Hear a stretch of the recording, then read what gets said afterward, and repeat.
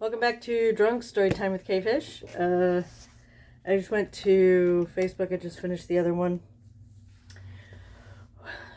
And went to I went to Facebook. Drink more, that's what I need. Went to Facebook to see if anyone had any ideas or suggestions. And Kirsty had two suggestions. Sorry, she's actually still typing.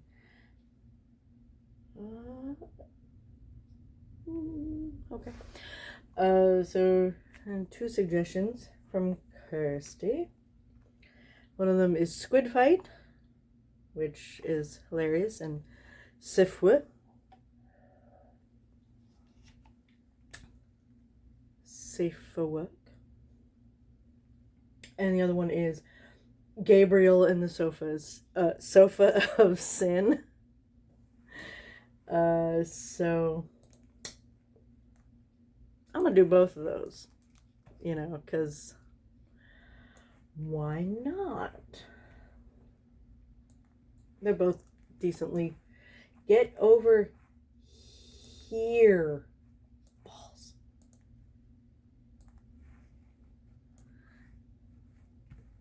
I have on my computer, I have 3 monitors. And usually, and because I'm ridiculous, I have my Internet Explorer monitor, I have my Firefox monitor, and I have my Chrome monitor. Because that's a thing normal people do, right? And I do most of my Facebooking and AO3ing in Chrome, but my phone camera setup is on my Internet Explorer monitor, so I have to move everything over, and it wasn't moving the way it should have been. So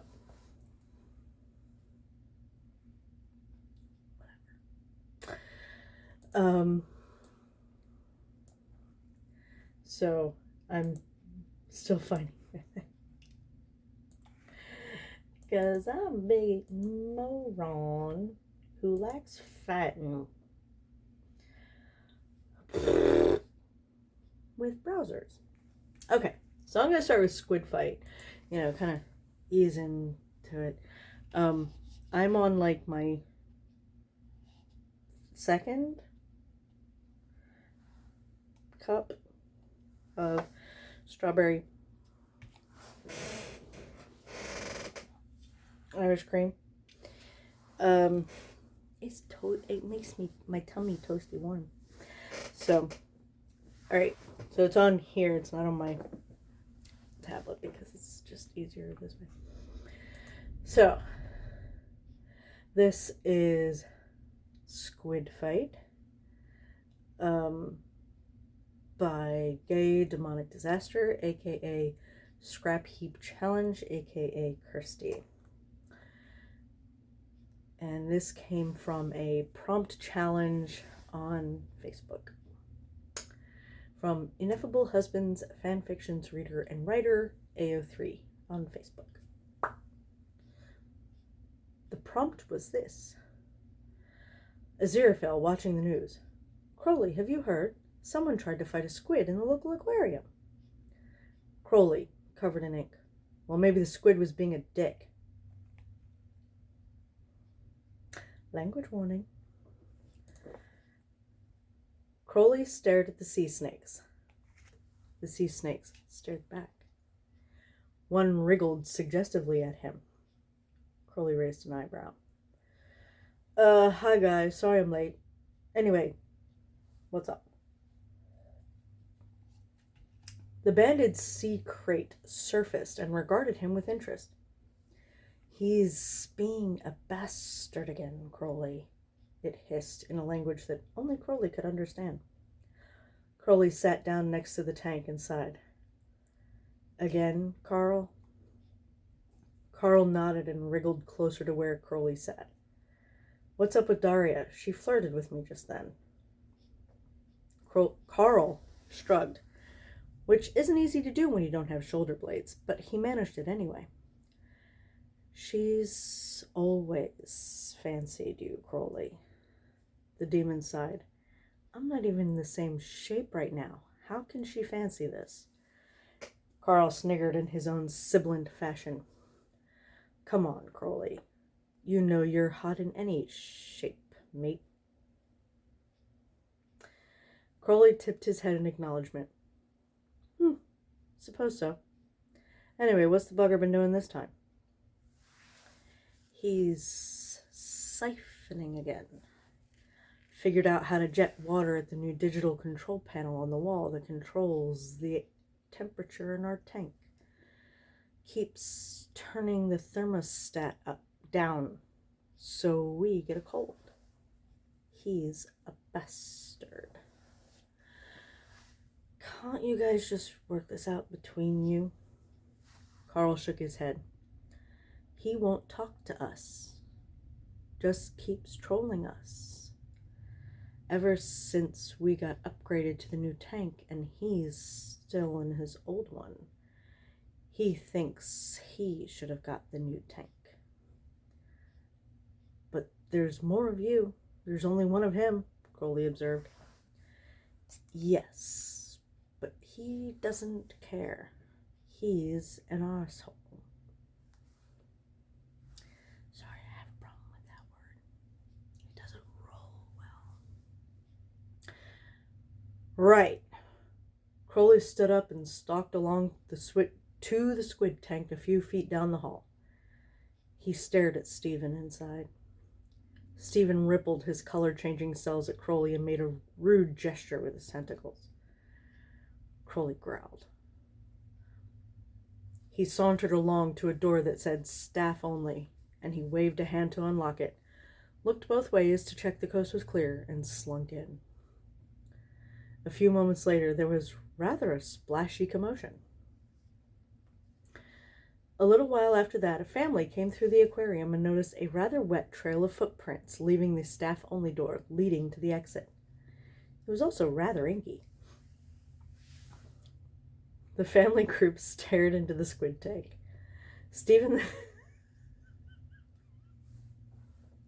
the squid had a large pink dildo tied to his carapace. The colored pebbles in the base of his tank had been rearranged to spell out, I am a dickhead. Crowley stood in the car park and stared down at himself, dripping ink on the ground.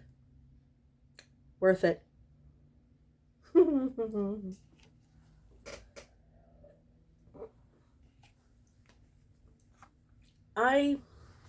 Here's a little break. I like the word A-R-S-E. I do. I like arse. But because I don't have a British accent naturally, and I don't use it naturally on the regular, it doesn't sound right coming out of me. So I do try. But it doesn't work as well as it should. So I apologize that my arse and my ass don't sound right. Okay, so story number 2. Again, Gay Demonic Disaster Scrap Heap Challenge, Kirsty. Gabriel and the Sofa of Sin. A gift for X marks and others from the Good Omens Nisfe, not safe for work, party fun room on Facebook for the inspiration of this prompt. A couple of us are writing our take on this. Here's mine. Obviously not safe for work. Gabriel pays a visit to the bookshop, and Aziraphale can't help but sit and stare at him on the sofa and think of all the things that sofa has seen. Poor sofa has seen. Not poor sofa, very, very privileged sofa.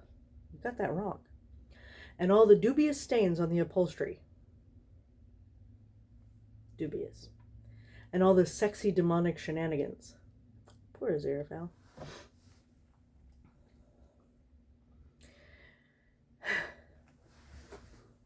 This one's, I guarantee I'm going to be giggling. So I apologize. Except I know that's why you guys are watching anyway. If anyone started a new Olympic sport of the 30 minutes nonchalant innocent sit, Aziraphale might have been a contender, but it was 10 minutes in and he was struggling. He was definitely flagging, and a commentator might have started making comments speculating about if he had what it took to make it through the full half hour. Did he have the self-control to maintain that quietly innocent expression and polite countenance for another 20 minutes? The crowd sat silent, on the edge of their seats, the judges watching for any flicker of uncertainty, any twitch of an eyelid that might mark the start of his cracking and caving in, to collapsing on his knees to the threadbare carpet and confessing his every sordid sin to the Archangel fucking Gabriel. Because that was who was currently occupying Aziraphale's sofa in the bookshop, prattling on about tedious heavenly details with an American-esque enthusiasm. And of course we have to keep the rest of the cherubim drilling daily. They've grown deplorably sloppy in these past couple of thousand years. You really should come up top and take part in the training now and then, Aziraphale. Although I have to say, you do seem to be a little trimmer than last time I saw you. Taking regular exercise, are you? Aziraphale tried not to squirm. A regular daily routine of abdominal crunches attained through vigorous horizontal jogging with a certain demon probably had something to do with it. His mind was drifting as Gabriel's monotonous voice washed over him. His eyes locked on a slightly darker stain on the fabric throw over the ancient leather sofa. Once he'd noticed it, he couldn't unsee it. He couldn't tear his eyes away. Was that one from the other week when Crowley had been taking him from behind while he knelt backwards on the sofa, Crowley standing behind him, thrusting in and out with wild abandon? The resulting mess would have slipped out afterwards, but they'd moved again and ended up against a bookshelf. Then the front desk, and had forgotten to miracle away the sofa mess before retiring upstairs. Gabriel was sitting right next to it. Aziraphale felt a bead of sweat trickle down his spine, and he tried not to shift uneasily in his seat. The imaginary commentator let loose with a whoop from the commentary box and expounded on the complexities of angelic discomfort and body language. The crowd murmured in quiet appreciation. Gabriel noticed that the throw had slipped slightly and reached out to set it Gabriel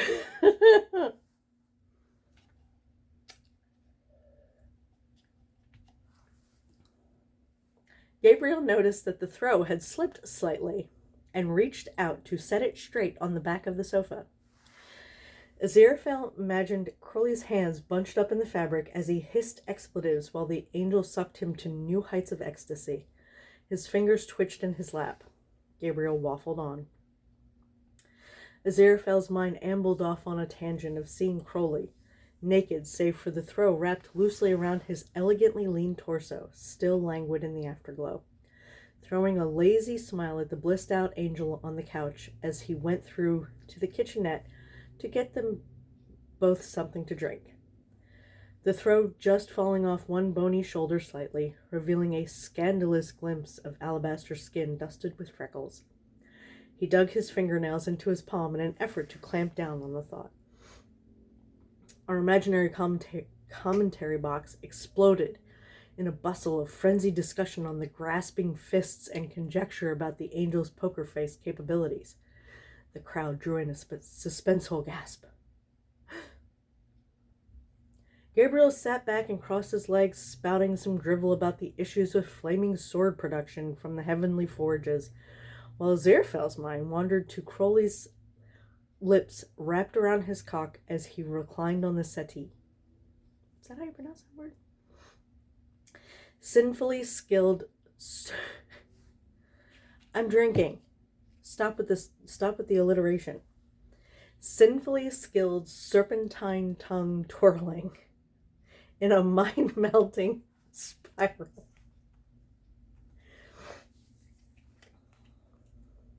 around his entire length and working him up and down until he exploded in shuddering gasps.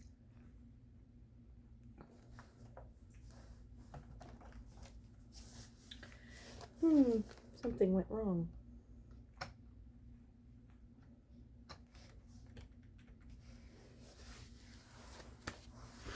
Okay. He shouldn't be thinking all this. The angel carefully crossed his legs as well. The gasps from the imaginary crowd almost broke through to reality. Gabriel paused in his diatribe, looked puzzled for a moment, shook his head and carried on. Aziraphale couldn't help but think of 3 days ago when he'd been kneeling on the sofa, his upper body resting over the back, while Crowley flogged his buttocks until they were warm, pink, and tender, and then kissed him all over while reaching under him to take him in hand and stroke him to completion. Afterwards, he'd returned the favor by deep-throating the demon, gag reflex be damned, until Crowley had screamed so loud that the dust had fallen from the light fixtures. Another bead of sweat trickled down the angel's temple. He bit his lip. The judges made deliberate pencil notes on the scorecard with disapproving looks. The crowd was on the edge of their seats. The commentator lost for words at this development. Gabriel's diatribe continued unabated. Aziraphale tried to smile and nod in what sounded like all of the right places. 28 minutes in, and he was so close to a personal best. Until Gabriel leant forward, ready to stand, his hands braced on the edge of the sofa to propel himself upwards, and he recoiled one of his hands with a faintly disgusted look on his face. "Ugh, there's a damp spot here. Is your roof leaking, Aziraphale?" He looked up curiously. Aziraphale twitched, and that was it. The full-on squirm, both buttocks, full butt wriggle. The judges frowned and made more notes. The commentator gasped. The crowd let out a sigh of disappointment. The squirm was worth a loss of at least 2 points on a good day. Oh, yes. The damp patch from this morning. Aziraphale barely had time to try to think up an excuse before he noticed Gabriel's horrified look. Not at him, but over his shoulder toward the stairwell to the flat above the shop behind him. Aziraphale stood nervously. As if mounted on a turntable, Aziraphale slowly swiveled around to look behind him, taking in at the same time as Gabriel the sight that had only just alighted at the bottom of the stairs. Sleep-drunk, hair a disheveled scarlet mess, yawning and stretching in serpentine fashion as only he knew how. A stark, bollock, naked Crowley. Gabriel's mouth fell open. Aziraphale whimpered. Crowley blearily blinked his eyes more open and took in the scene. Hi guys. Sorry I'm late. You know, if you wanted a threesome, you only had to say. Gabriel's mouth opened and closed a couple times, lost for words. I mean, you are on the sex sofa after all, Gabe. Crowley winked with a sarcastic grin. Gabriel looked at his hand in renewed shocked disgust. He looked up at the demon, then to the furiously blushing principality between them, agape. Crowley sauntered over to his angel and snaked a hand around his waist, licking his lips and grinning at the archangel's discomfiture. He allowed his hand to slide down to squeeze Aziraphale's buttock sharply, drawing a sudden squeak from the cherub. Our imaginary commentator goes wild over this sudden unexpected tag-in from a teammate saving the day, and leading Aziraphale, angel of the Eastern Gate, principality and wielder of the flaming sword, helping him ascend to a new personal best and trouncing the competition soundly. Spontaneous standing ovation from the crowd. The judges grudgingly held up their marks, a 5.9 across the board for technical ability, and a row of 6.0 and 5.9 marks for artistic interpretation. Gabriel, red-faced, stormed to the door. Paused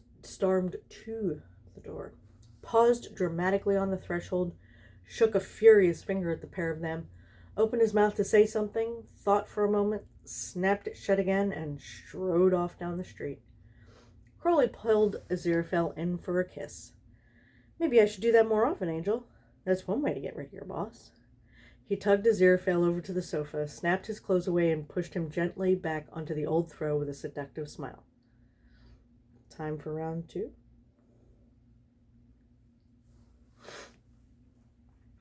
This is fun. So, that is technically part 2 of Drunk Storytime with Quefish. Let me see if there's any other notes here.